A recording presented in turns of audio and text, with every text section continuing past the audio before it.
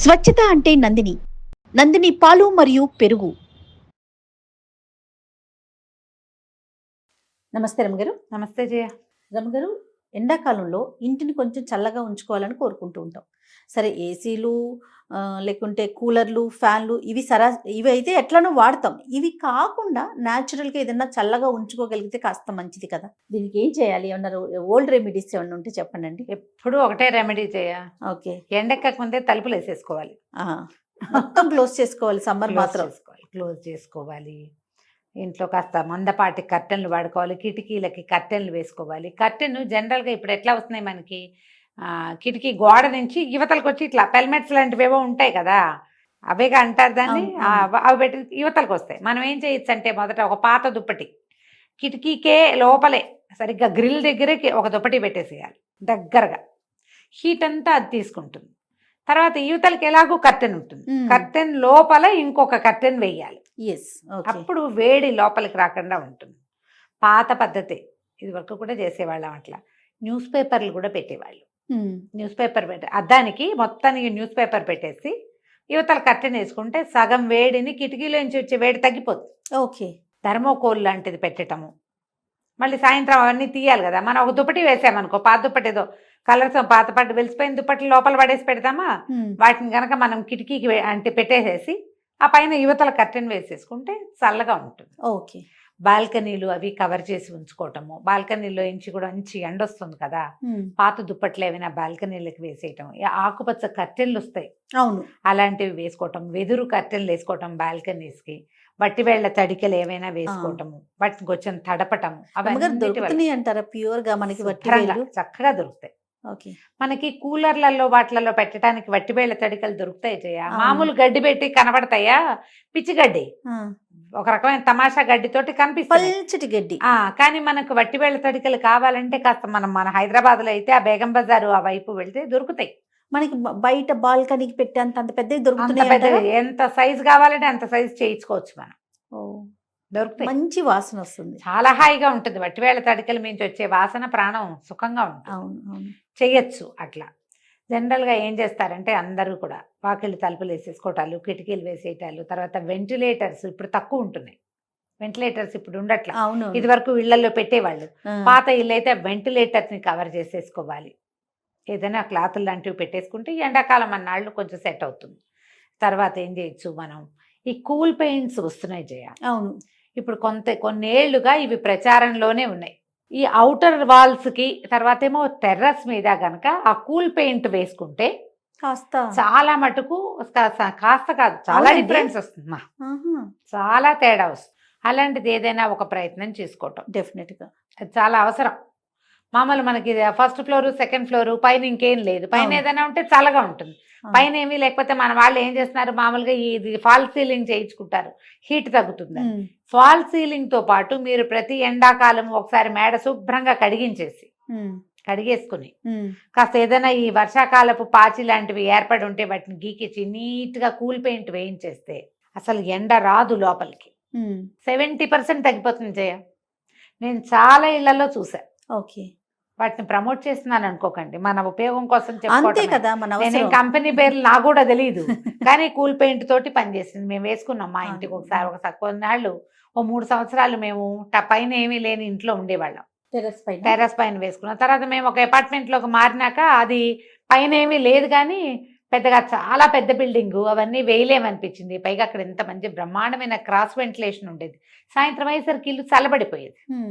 ఇక చాలా అని ఊరుకున్నాం. అంతకుముందు మేము ఇండిపెండెంట్ ఇళ్లలో ఉన్నప్పుడు ఆ ప్రయత్నం చేసుకున్నాం. సొనమే ఇచ్చుకునేవాళ్ళం, హాయిగా ప్రాణ సుఖంగా ఉండేది. రమగారు, పాదులు పెట్టించుకుంటారంట కదా, పైన పాకే పాదు పెట్టుకున్నా కూడా చల్లగా ఉంటుందట. ఇప్పుడు ఇండిపెండెంట్ ఇల్లు మన ఇల్లే అయితే, లేదా ఓనర్స్ తోటి మనకి ఫ్రెండ్షిప్ ఉండి వాళ్ళకు కూడా మొక్క మోడు ఇంట్రెస్ట్ ఉంటే, మేడ మీద గనక మనం టెర్రస్ గార్డెనింగ్ చేసామా ఏ టెలకాలము చల్లగానే ఉంటుంది ఇల్లు. ఎంత హాయిగా ఉంటుంది. కాయ కసరు హాయిగా వస్తాయి, కూరనార వెతుకునే పని లేదు. ఎక్సర్సైజ్ కి అసలు వెతుకోకల బోల్డంత పని ఉంటుంది, పుష్కలంగా చేతి నిండా పని. ఇల్లు ఎప్పుడు చల్లగా ఉంటుంది. మొన్న ఎవరో బెంగళూరులో, బాంబేలో అనుకుంటా నేను చూసా ఒక వీడియో, ఒక ఆయన మొత్తం మేడంతా అరటి చెట్లు పెట్టారు. అబ్బా, అరటి చెట్ల బ్రహ్మాండంగా. పెద్ద పెద్ద ఇవి ఏమంటారు డ్రమ్ముల్లో పెట్టారు. ఆహా, ఆహా. నీళ్ళు ఎక్కువ ఇవ్వాలి, ఇల్లు చల్లగా ఉంటుందని కూడా చెప్పాడు ఆయన. ఓ, నీళ్ళు ఎక్కువ అవసరం, అరటి చెట్లకు నీళ్ళు ఎక్కువ కావాలి కదా, అవును అవును. నీళ్ళు ఎక్కువ ఇవ్వాలి, బ్రహ్మాండంగా వస్తాయి. కొన్ని గెలలు కూడా వేస్తున్నాయి ఆ చెట్లలో. ఉమ్. టెర్రస్ గార్డెనింగ్ చాలా ఫ్యాన్సీగా ఉంది కదా. అవునవును చిన్న అవును. పొన్న మొక్కలు పెట్టుకుని మీరు మేడ చల్లగా ఉంచుకున్నా మన కిందిలు చల్లగానే చల్లగానే అయిపోతుంది. ఇది ఒక ప్రయత్నం చేసి చూడండి. ఈ సన్నజాజి తీగలు అలాంటివి ఏమైనా, గుమ్మడి పాదులు లాంటివి, సొరపాదులు లాంటివి మేడ మీదకి పాకిచ్చి వదిలేసినా అవి పైకి వెళ్ళిపోతాయి. అవునవును, చల్లగా పచ్చదనమే ఉంటుంది. వేడిని తీసేసుకుంటుందంతా, సగం ఎండ తగ్గిపోతుంది. ఓకే, అది కూడా ఒక మంచి ట్రయల్ వేసి, చాలా మంచి ఆలోచన కదా. ఉమ్, ఉమ్. అలా చేయొచ్చు. మీరు తలుపులు వేసి పెట్టుకోవటము, తర్వాత ఏమో ఈ వేసున్న కిటికీ కర్టెన్లని కొంచెం తడుపుకోవటము, కొద్దిగా వాటర్ స్ప్రే చేసుకున్నా కూడా చల్లగా ఉంటుంది. ఈ కిచెన్లో కానీ బాత్రూములు కానీ ఎగ్జాస్ట్ ఫ్యాన్స్ ఉంచుకోండి. ఆ, మనం ఎండ వేళేటప్పుడు ఎగ్జాస్ట్ ఫ్యాన్ వేసి పెడితే ఇంట్లో ఉన్న వేడిని అది బయటికి తోసేస్తుంది. అవును. తద్వారా ఇల్లు కొంత చల్లబడుతుంది. ఓన్లీ మనకి బాత్రూమ్స్ వరకు అలవాటు.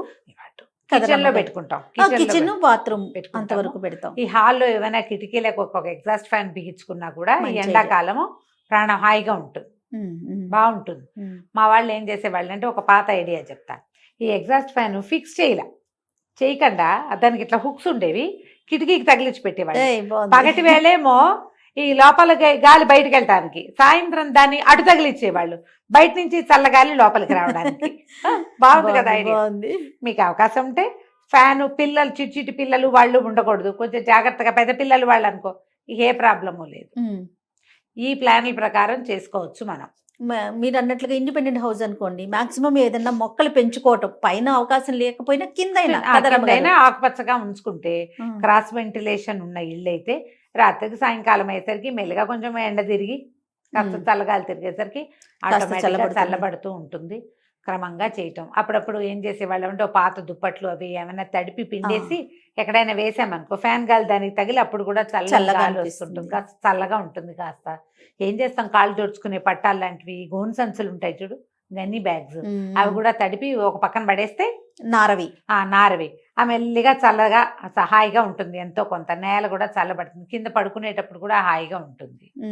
సాధ్యమైనంత ఆ ఎండాకాలం ఒక 2-3 నెలలు ఎక్కువ మంచినీళ్ళు తాగటం, ఇంట్లో చల్లని మజ్జిగ ఉంచుకుని మజ్జిగ తాగటం, ఫ్రిడ్జ్వి కాకుండా కుండవి ప్రిఫర్ చేస్తే మనకి ఎండ బాధ అంత ఎక్కువగా లేకుండా ఉంటుంది. మజ్జిగ నీళ్లు తాగటం, బియ్యం నీళ్ళు, అన్నం కడుగుంటుంది కదా, మనం అన్నంలో నీళ్ళు పోసి పెట్టుకుంటాం, ఆ నీరు తాగటం, అలాంటివి తాగుతుంటే అంత ఎండ బాధలు లేకుండా ఉంటాయి. ఇవన్నీ మనం అలవాట్ల ప్రకారం, మన ఇంట్లో ఉన్న పద్ధతుల ప్రకారం కాస్త అట్లా యాడ్ చేసుకుంటూ వెళ్తే ఏముందమ్మా, 3 నెలలు తిరిగేసరికి మళ్ళీ వర్షాలు రానే వస్తాయి.